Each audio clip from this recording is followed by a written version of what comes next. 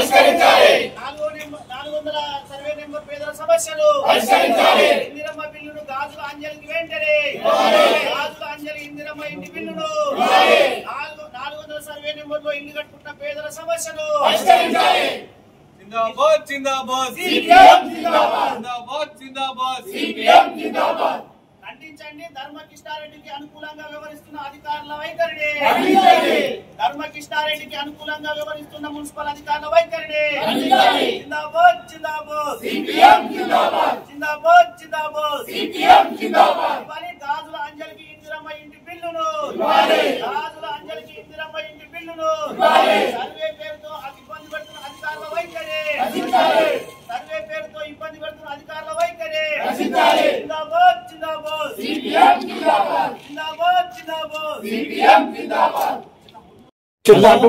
4 సార్లు ఇల్లు కడితే 4 సార్లు కూలగొట్టింది తెలంగాణ కాన్నే పన్ను కొత్తలు కాన్నే పన్ను దొంగదానం వచ్చి కూలగొట్టింది. ధర్మకృష్ణారెడ్డి దగ్గర వీళ్ళు లంచం తీసుకోకుంటే ధర్మకృష్ణారెడ్డికే ఉందుకో అని ఎట్లా చెప్తారు సార్? ఆయన 383 సర్వే నెంబరు, మాది 400 సర్వే నెంబర్. మా ఇద్దరి మధ్యన మాకు తగాదాలు వస్తే కూడా మాకు ఏడీ సార్ వచ్చి మాకు గెట్ బార్డర్ పెట్టిపోయాడు. గెట్ బార్డర్ పెట్టి 383 సర్వే నెంబరు రోడ్లో పోయిందని చెప్పిండు.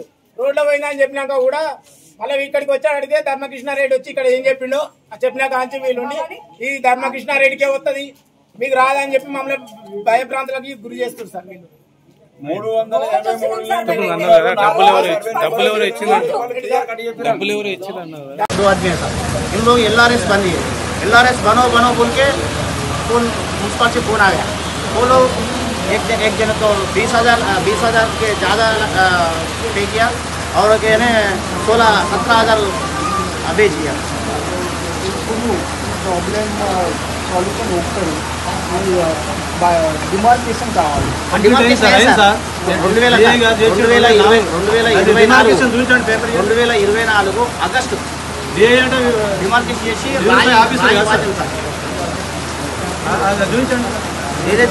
నెహ్రూ పార్క్ నుంచి వెళ్ళి శ్మశాన వాటిక మీదుగా మల్లన్న గుడి వరకు పోయేటువంటి 60 ఫీట్ల రోడ్డు ఏదైతే ఉన్నదో ఆ 60 ఫీట్ల రోడ్డుకు 2006 సంవత్సరంలో జనగామ పట్టణానికి చెందినటువంటి మాజీ కౌన్సిలర్ ఎండి ఇబ్రాహీం గారు మరి వారి సొంత భూమిని ఇళ్ల స్థలాలు చేసి విక్రయిస్తే మరి జనగామ పట్టణంలోని పేదలైనటువంటి రిక్షా కార్మికులు, ఆటో కార్మికులు, అమానీ కార్మికులు, ప్రైవేటు గుమస్తాలు, చిన్న చిన్న వ్యాపారాలు చేసుకున్నటువంటి చిరు వ్యాపారులు వీరందరూ కూడా కొనుక్కొని ఆ ప్లాట్లను కొంతమంది ఇల్లు కట్టుకున్నారు.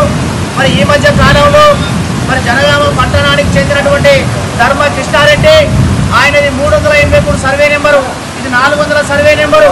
ఈ సర్వే నెంబర్కు ఎలాంటి సంబంధం లేకుండా మరి ఇలా ప్రజల్ని ఇబ్బంది పెట్టి కోర్టు కేసు అని చెప్పేసి ఇలా మున్సిపల్ అధికారులను తప్పుదారి పట్టిస్తూ ఉన్నారు. మరి ఆయన ఉచ్చులో పడ్డటువంటి మున్సిపాలిటీ అధికారులు, టౌన్ ప్లానింగ్ అధికారులు తీవ్రమైనటువంటి అవినీతికి పాల్పడి ఇవాళ ఇందిరమ్మ ఇల్లు శాంక్షన్ అయినటువంటి గాజుల అంజలికి బిల్లు విడుదల చేయాలి అని చెప్పేసి ఇబ్బందులు కొర్రీలు పెడతా ఉన్నారు. అంతేకాకుండా మరి తెలంగాణ రాష్ట్ర ప్రభుత్వం రేవంత్ రెడ్డి సర్కారు ప్రతిష్టాత్మకంగా చేపట్టినటువంటి LRS స్కీమ్ ఏదైతే ఉందో ఆ స్కీములో అక్కడ ప్లాట్లు కొనుక్కున్నటువంటి పేదలు దరఖాస్తు చేసుకున్నారు, LRS కట్టిండ్రు. మరి వాళ్ళకు ప్రొసీడింగ్ ఆర్డర్ కాపీ ఇవ్వాలి అని చెప్పేసి ఇలా మున్సిపాలిటీ అధికారులు చిన్న చిన్న సాకులు చెప్పి ఇబ్బందులు పెడతా ఉన్నారు. ఇది సరి అయిన పద్ధతి కాదు. అందుకోసం పేదల పక్షాన ఉండాలి, భూస్వాముల పక్షాన, అదే రకంగా కబ్జాకోర్ల పక్షాన ఇలా మున్సిపాలిటీ అధికారులు నిలబడాలని చెప్పేసి ఈ సందర్భంగా తెలియజేస్తా ఉన్నాం. మరి ఈ విషయం జిల్లా కలెక్టర్ గారు, అదనపు స్థానిక సంస్థల ACLB గారు కూడా జోక్యం చేసుకొని ఇలా ఇందిరమ్మ బిల్లును అంజలి తక్షణం ఇవ్వాలని చెప్పేసి LRS కట్టినటువంటి మహాదేవు, అదే రకంగా బండ్రు సత్తయ్య, మిగతా వాళ్ళు ఎవరైతే ఉన్నాయో వాళ్ళందరి ప్రొసీడింగ్ ఆఫీసులు ఇవ్వాలి.